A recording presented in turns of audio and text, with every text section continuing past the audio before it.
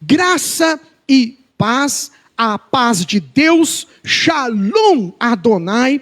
Meu nome é Júlio Ronque, estou pastor aqui na Igreja Metodista Livre de Rio Preto, nesse domingo 4 de janeiro de 2026, a nossa primeira reunião, nosso primeiro encontro deste ano. Olha o tema da mensagem, já pega aí o tema.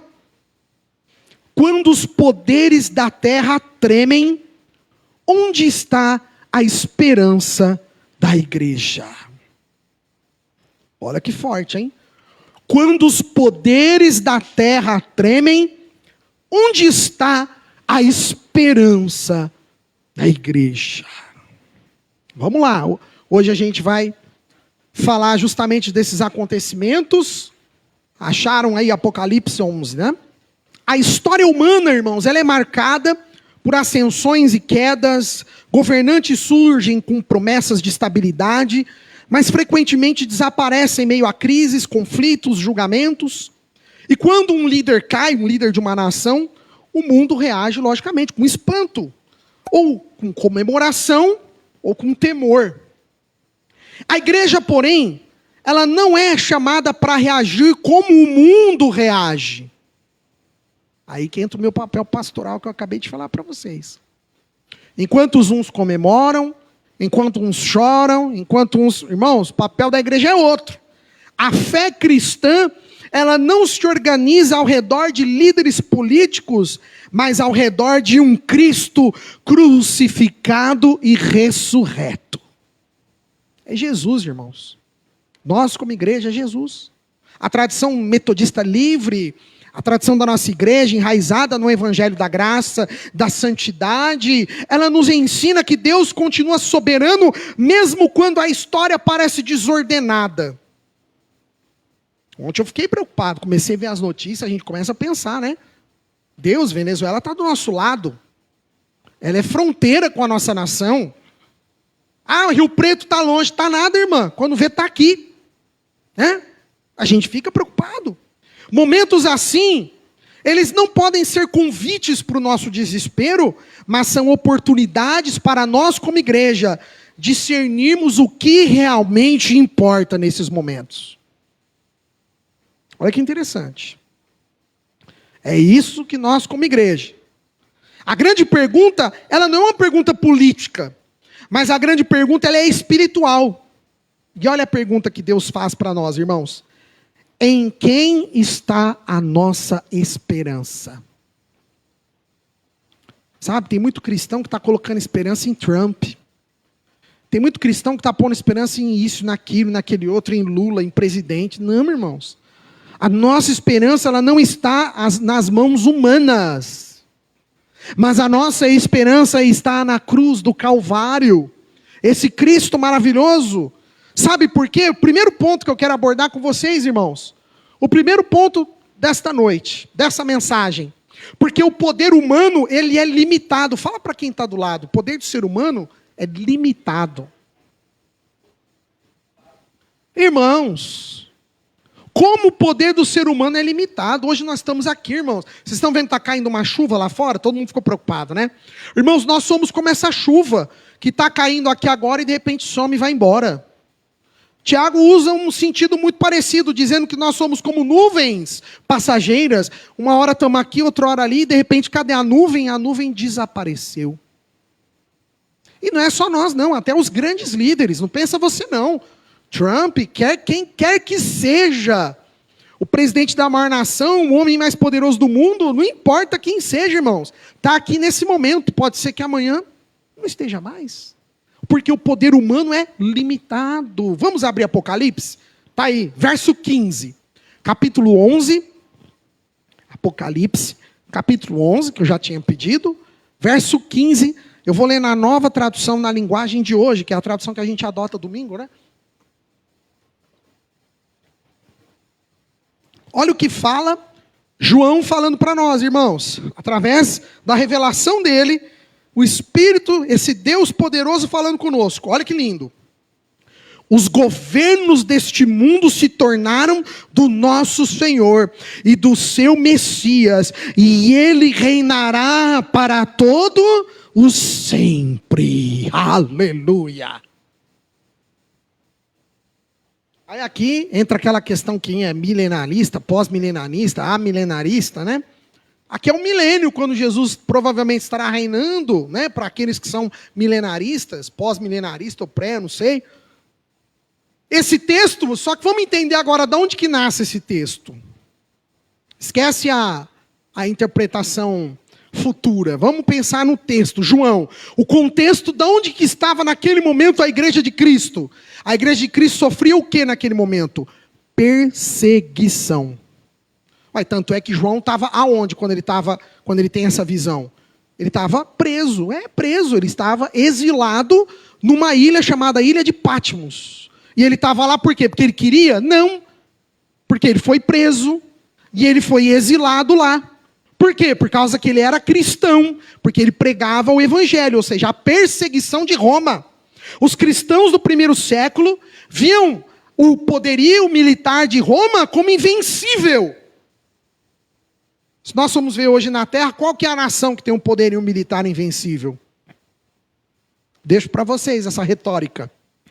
Ainda assim, o livro de Apocalipse afirma que embora fosse Roma o poderio militar naquele momento, mas afirma que o domínio, o último, não pertence a impérios feitos pelas mãos dos homens, mas ao império celestial do nosso Senhor e Salvador Jesus Cristo. Aleluia! Preste atenção, irmãos. O texto de Apocalipse, em momento algum, ele está celebrando a queda de um governo específico. Não adianta a gente ficar querendo traduzir, né? Eu mesmo, a monografia teológica foi sobre Apocalipse na minha faculdade. E, então, assim, a gente tenta defender as visões, né, das interpretações do livro de Apocalipse, e uma delas é sobre isso. Mas não adianta nós tentarmos celebrar qual a queda desse governo, que seria específico. Mas a certeza é só uma, irmãos. O poder humano é temporário, transitório, passageiro. Os grandes líderes das grandes nações, das grandes potências, eles têm poder temporário. É só enquanto Deus quiser. É só enquanto Deus permitir. É só enquanto a palavra de Deus permitir. O verbo grego engenontos, se tornaram, diz que é uma transição definitiva, não é algo gradual. O domínio humano, ele cede aqui, no livro de Apocalipse, quando João está dizendo para nós que os governos perdem os seus poderes, é um domínio humano cede totalmente o lugar para um poder de um domínio celestial. Não sei se está aqui no grego. Está aqui, ó. Egenomto, que é uma mudança definitiva. Não é gradual, não. É quando Jesus chegar para reinar, vai ser paf e puf. Não vai ter meio termo, não vai ter conversa, não vai ter aliança, não vai ter pacto, não vai ter tratado, não. Na hora que chegar o Messias, meus irmãos, glória a Deus daquele que procurou a Ele antes. Glória a Deus daquele que aceitou esse Jesus maravilhoso, o seu chamado. João escreve aos cristãos perseguidos por Roma, lembrando-os que naquele tempo César não era eterno, mas Cristo era eterno. A afirmação se tornaram, ela não é apenas simbólica, ela é teológica. Os poderes da terra, todos os poderes dos grandes governantes se tornaram. Esse se tornaram é algo teológico, declara que todo poder humano provisório, enquanto o poder de Deus, do reino de Deus, é definitivo. Irmãos, quando ele instalar o governo dele, o reino dele, aí não vai ter mais chance para ninguém, irmãos. E olha que interessante, Wesley tem um comentário sobre esse versículo. John Wesley ensinava o seguinte: nenhum poder terreno é absoluto.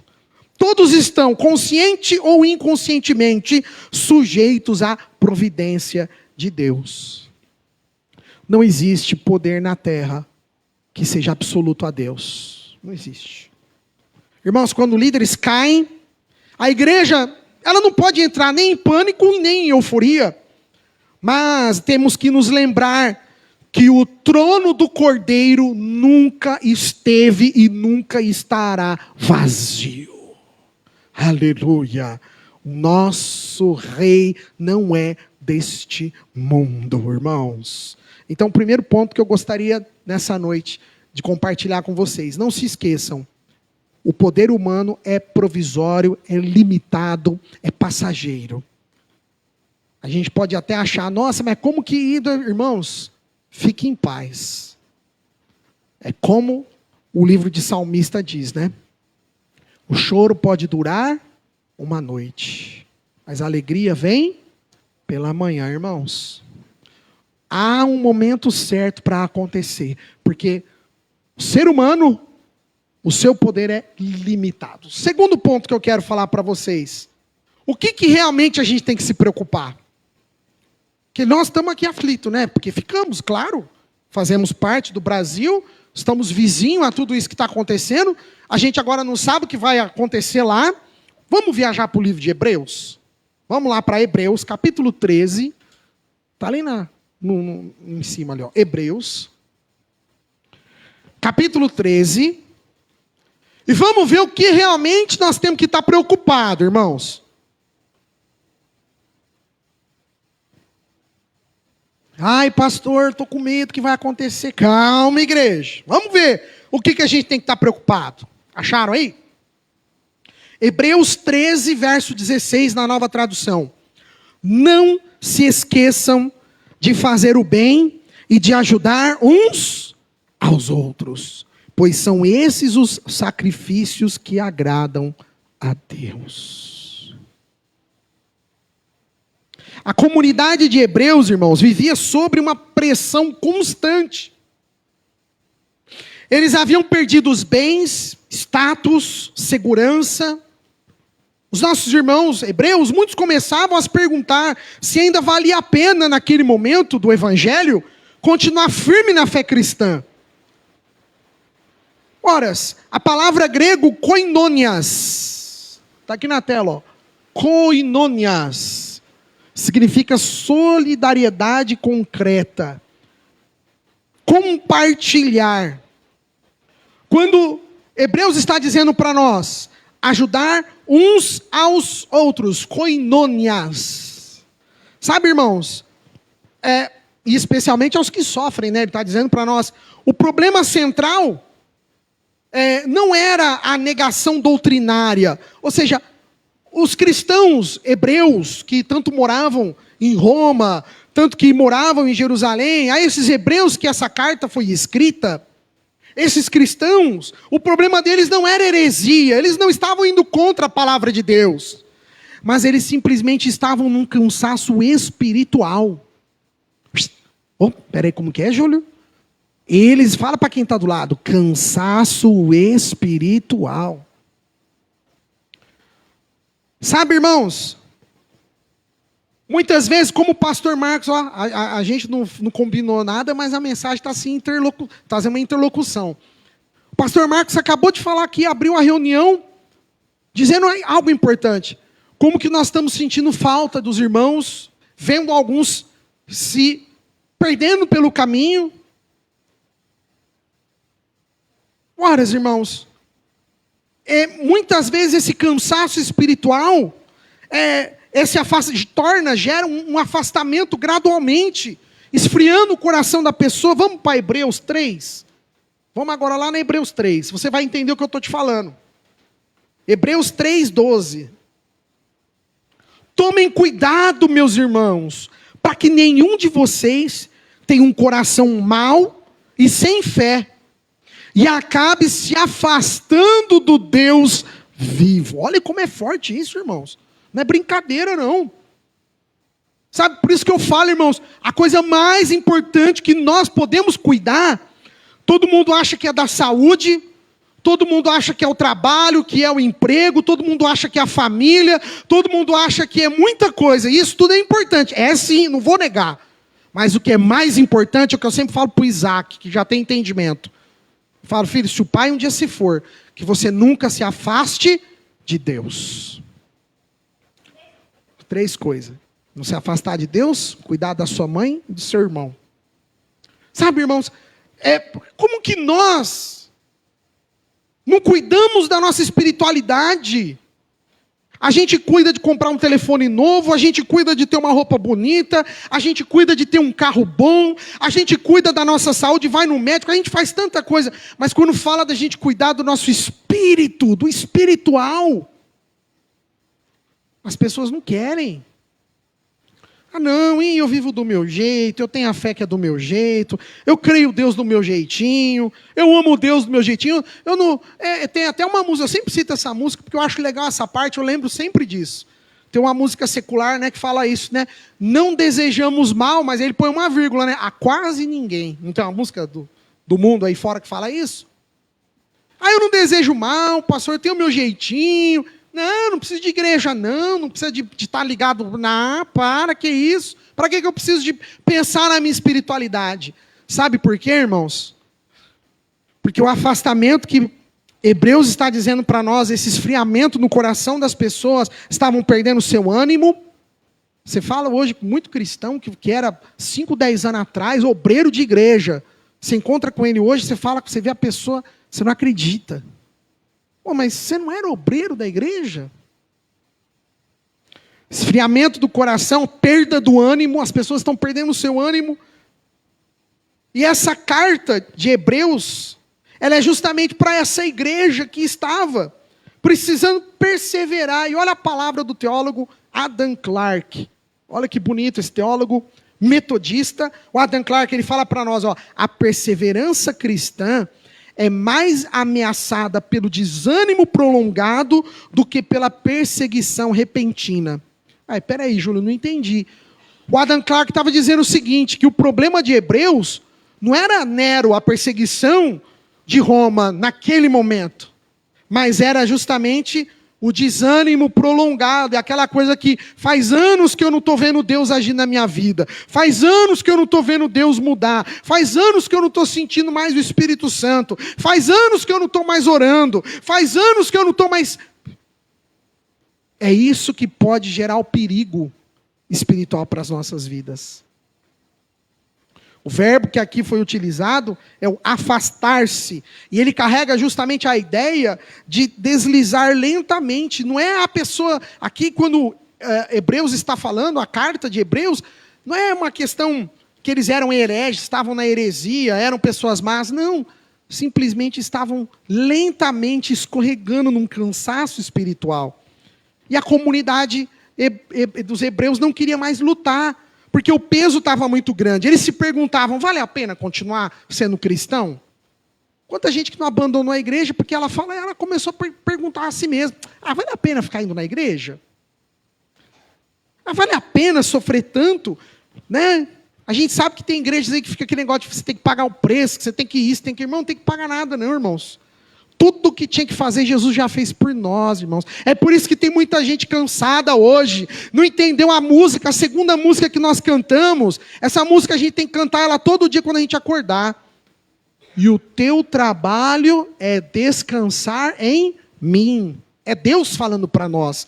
Irmão, você de casa, meu querido, minha querida, o teu trabalho, o nosso trabalho, igreja, é descansar no Senhor. Olha como que é difícil isso.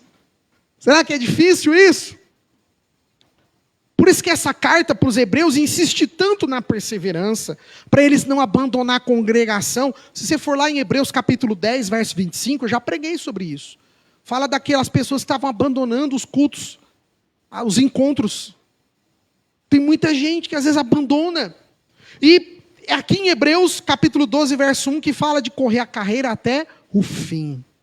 Quando líderes caem, regimes mudam, o mundo que parece instável, né? Agora a gente fica com esse perigo de guerra, rumor de guerra. Irmãos, a igreja, o perigo para a igreja ele não é político, mas o perigo para a igreja é espiritual, é a frieza espiritual.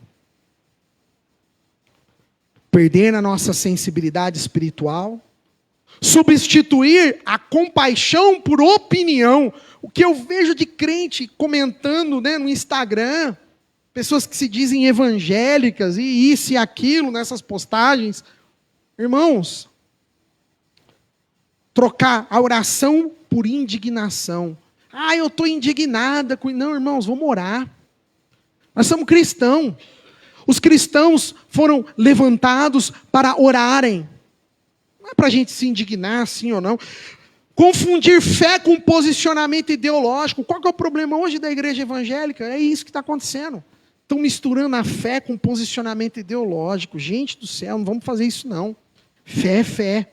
E o autor desse livro de Hebreus está nos chamando a atenção para algo muito profundo, mas ao mesmo tempo simples. Para eu e você, irmãos, em 2026, a gente continuar fazendo o bem, mesmo quando está tudo cansado. Continua fazendo bem. Continua fazendo bem. Você de casa, continue fazendo bem. Hoje nós devemos nos preocupar com o quê, irmãos? Primeira coisa, né? Somos uma igreja metodista, então a dor dos pobres e dos oprimidos. Nós como metodistas, sim. Nos preocupar agora com os refugiados, deslocados, a perseguição à igreja. Temos que orar pela nossa igreja lá da Venezuela, temos nossos irmãos lá. Orar pela frieza espiritual em tempos de tanta polarização, aqui, os irmãos nossos aqui do Brasil, que acabam se distanciando da igreja e vão polarizando, cada um para um lado, para uma coisa. Não, sabe, irmãos, o problema não é quem cai, mas o problema é quem sofre. É isso que nós como igreja temos que estar atentos. Quando o mundo parece instável, a tentação da igreja muitas vezes é endurecer o coração, abandonar a misericórdia, reduzir a fé apenas em opiniões, em convicções. Mas não, irmãos, o livro de Hebreus nos chama a permanecermos fiéis no amor de Cristo, ainda que estejamos cansados, mesmo cansados, a gente continuar amando as pessoas, independentemente do que, irmãos. Essa é a preocupação, ó. Isso é o que deve permear a nossa preocupação. Orar pelos outros, amar uns aos outros, ajudar na medida do possível uns aos outros. Sabe por quê, irmãos? A igreja ela precisa orar. Terceiro ponto, já estou encerrando já.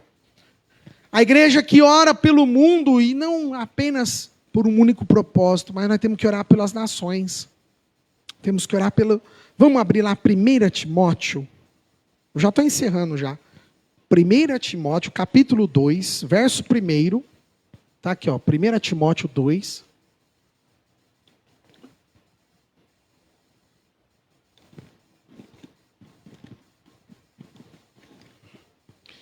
Isso aqui, irmãos, é uma palavra atual. Para como a igreja evangélica está hoje, quando a gente encontra os evangélicos na internet aí, ó. Deus do céu.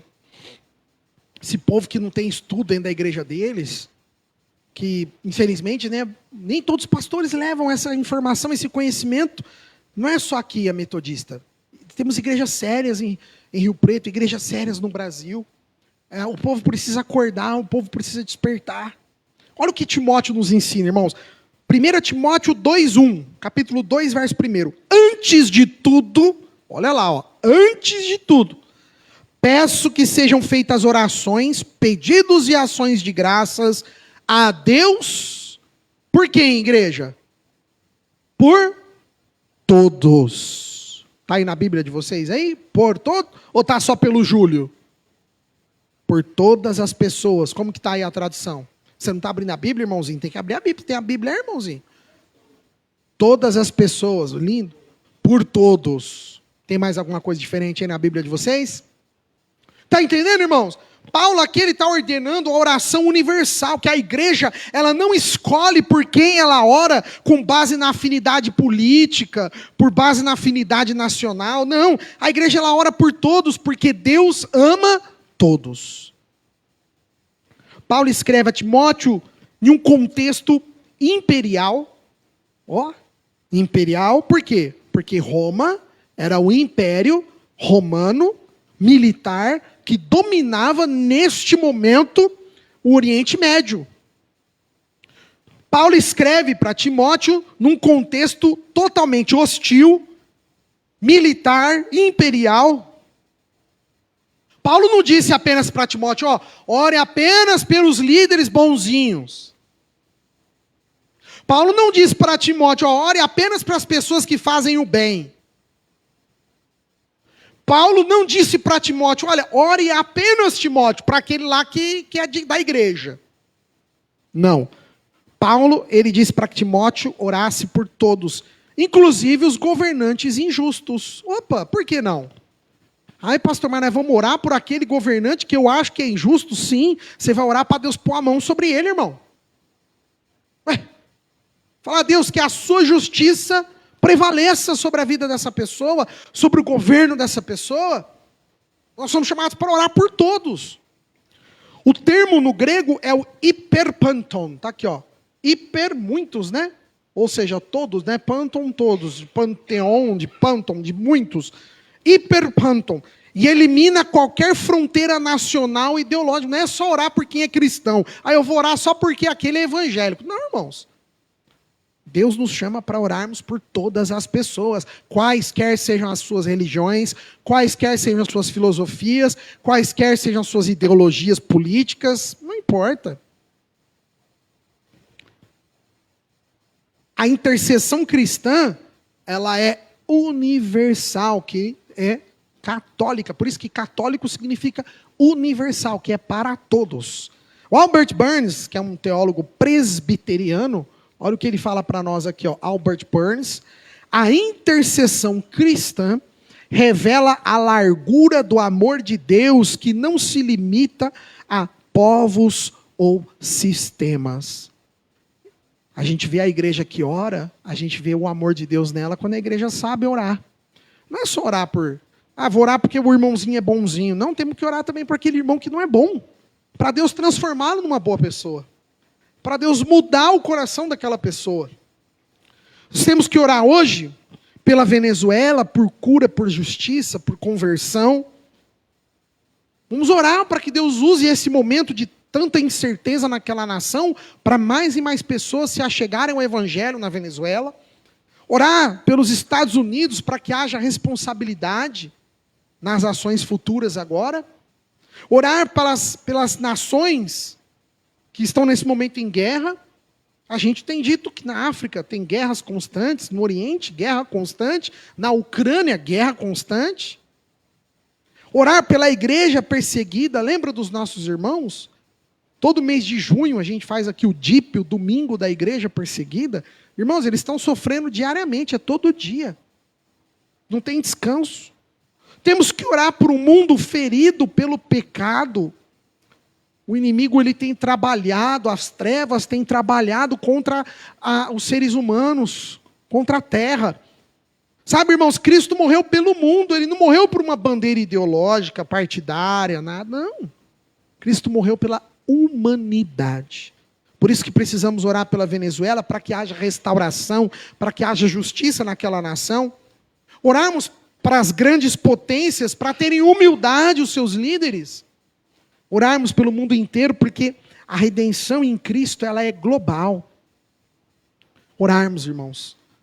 Jesus Cristo, ali no livro de Hebreus, capítulo 13, verso 8, não precisa abrir não, mas lá em Hebreus, nós temos o texto onde fala no capítulo 13, verso 8, Jesus Cristo é o mesmo ontem, hoje e sempre. A história muda, os cenários políticos se transformam, crises acontecem, mas uma coisa eu digo, Cristo permanece. Aleluia! E nós, igreja, somos chamados para viver com fidelidade bíblica, com amor perseverante, com uma esperança que não dependa de governos. E quando os poderes da terra tremerem, não tem problema. A igreja ela vai continuar se ajoelhando, ela vai continuar orando, ela vai continuar intercedendo. Porque o poder das autoridades desta terra é passageiro. Lembra, nós falamos isso? Porque nós temos que realmente nos preocupar com aqueles que sofrem, com os que choram, e porque nós somos chamados para orar pelas nações, pelos povos. Que fique essa mensagem no seu coração, irmãos. Nós, como metodistas livres, temos que estar sensíveis neste momento. Não precisa ter pânico, não precisamos ter medo. Não, a nossa preocupação é de fazer a vontade de Deus. e que nós possamos nesta semana levantar um clamor pelo mundo, pelas nações, a nossa América, para que Deus venha trazer paz sobre os povos. Essa mensagem que fica aí no teu coração, talvez você passou de ontem para hoje, né, preocupado, preocupada, fica passando um monte de coisa na cabeça da gente. Não se atemorize, não se aterrorize, não se apavore, não temas. Deus, Ele é conosco, igreja, e que assim Ele seja com a nossa igreja, com os nossos irmãos na Venezuela, e não só na Venezuela, mas nossos irmãos na Ucrânia, não só na Ucrânia, mas em todos os lugares onde hoje as pessoas estão sofrendo. Que Deus continue abençoando as nações e os povos. Deus abençoe ricamente a sua vida. Obrigado por você ter ficado com a gente até agora. Eu já deixo aqui um convite para você vir nos fazer uma visita na rua Fritz Jacó, número 1008, no bairro Boa Vista. Estamos pertinho da Santa Casa, quase que 2 quarteirões da Santa Casa, e praticamente Fritz Jacó, esquina com a rua Pedro Amaral. Muito fácil a nossa localização, tem um ponto de ônibus na porta da igreja. Você é o meu convidado e a minha convidada especial. Domingos, 19 horas, horário de Brasília. Estamos aqui em nome de Jesus.